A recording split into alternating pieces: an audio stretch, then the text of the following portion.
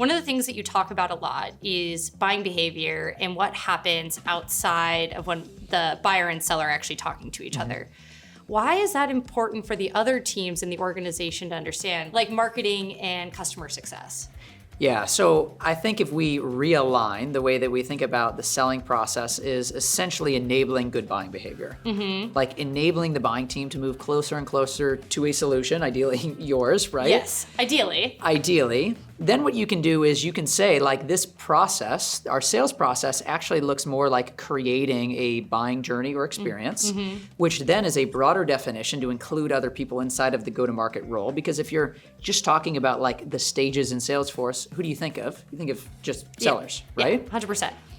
And if we begin to say, okay, well, let's actually look at stage by stage by stage, what is the one point of evidence, the buying behavior that we need to see to say, okay, they're moving closer toward the outcome of go live closed won? Then you can say, well, what does maybe product marketing need to do to help shape the way people think about the tie-in between here's what our solution does and here's what you're trying to solve for? Yeah. How do we create a broader category level narrative that we're sharing to help people like put themselves into a place where they're like, yeah, that actually is what I'm like looking for. And so you can begin to say, okay, all the way from like early top of the funnel, you're totally unknown, but like, I think I've got some type of problem here, all the way down to even like go live with CS. Maybe there's a role for them to play pre-sales too, of like, are we like actually setting up and scoping this correctly based on what we're seeing other customers do? So I think we just start by redefining and saying, what is the sales process exactly? It's building influence in the buying journey to enable a series of behaviors. Then we can look at the different roles for our go-to-market team to play within that.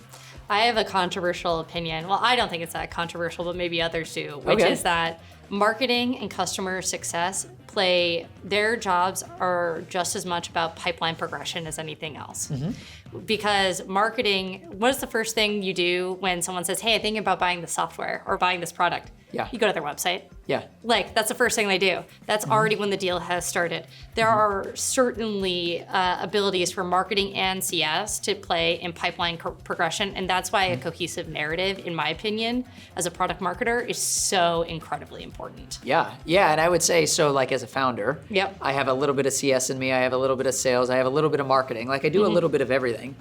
And I will tell you, like the deals that close the fastest, the largest, and are most successfully adopting the product, like where do they start? Yeah. They're typically like reading the book, they're coming in, consuming a lot of content, their thinking is aligned, which then facilitates a really meaningful set of conversations in the sales process that lead to behavior that leads to fast product adoption. Yep. So to say like, I could do all of that without any type of marketing or CS work just as a seller, like it's not gonna happen. Yeah. And that's where, I mean, it's a full funnel. So that kind of gets us into selling behavior and sellers actually understanding the entire go-to-market as well and understanding the components that they play. But how do we change seller behavior to actually facilitate the buyer behavior that we want to see throughout a more traditional sales process? So let's take like a simple example. Like most teams will have some type of like proposal stage inside of their Salesforce, right? Call it stage 4 or whatever it is. Seller sends a proposal. If we redefine that to say, well, who's rating the proposal? Did they help write it? Is it being shared around internally? All actions that the seller can't do, like it's defined by what the buyer is doing. Then we can back out and say, okay, well, what needs to be true about how the seller behaves and interacts to drive that behavior of like, I'm proud to champion and share this around with the rest of the buying team and the executive. Well, then you could say even earlier, well, maybe the seller needs to go back and start like building this with them, feature their language, right? And so if you just look at stage by stage, what is the single thing that if the buyer does this, we'll say, okay, great, they're moving forward.